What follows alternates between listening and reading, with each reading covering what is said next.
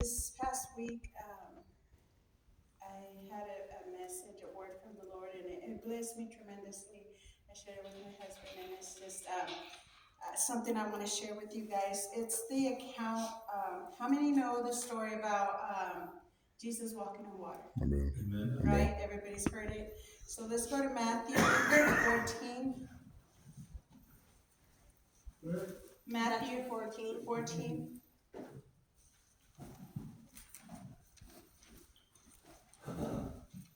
It's 14:22 through 31.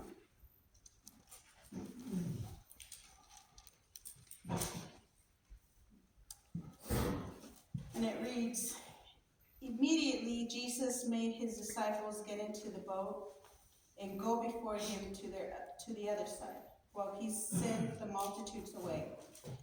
And when he had sent the multitudes away, he went up on the mountain by himself to pray. Now when evening came, he was alone there, but the boat was now in the middle of the sea, tossed by the waves, for the wind was contrary. Now in the fourth watch of the night, Jesus went to them, walking on the sea. And when the disciples saw that he was walking on the sea, they were troubled, saying, "It's a ghost." And they cried out for fear. But immediately Jesus spoke to them, saying, "Be of good cheer. It is I. Do not be afraid."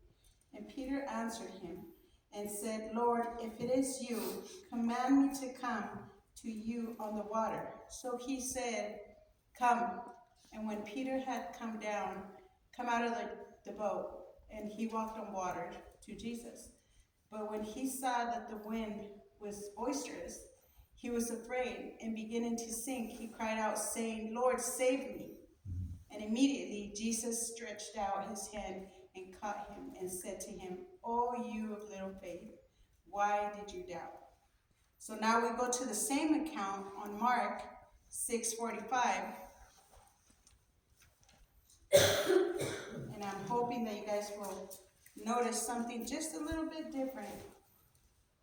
And it's 6:45 through 51. And it reads, immediately he made his disciples get into the boat and go before him to the other side, to Bethsaida. While he went, he sent the multitude away. And when he had sent them away, he departed to the mountain to pray. Now when evening came, the boat was in the middle of the sea, and he was alone on the land. Then he saw them straining at rowing, for the wind was against them. Now about the fourth watch of the night, he came to them, walking on the sea, and would have passed them by. And when they saw him walking on the sea, they supposed it was a ghost and cried out, for they all saw him and were troubled. But immediately he talked with them and said to them, "Be of good cheer. It is I. Do not be afraid." Then he went up into the boat to them, and the wind ceased, and they were greatly amazed in themselves beyond measure and marveled. Did you notice the difference? So the difference is that in the account on Mark's book, his intention was to pass them by.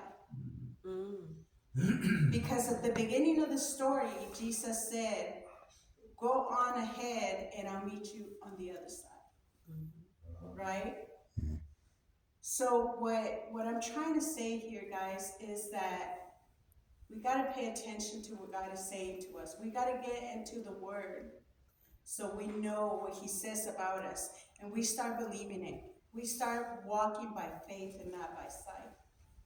When he says, "I will meet you on the other side," even though the wind might be blowing, even though the waves might be strong and they be tossing you to and fro, circumstances, sometimes they seem so bigger than anything we could imagine.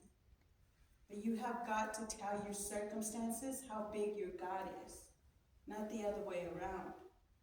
If God said it, it's because it's true. If God made you a promise, and if it's his word, he's not a man that he should lie.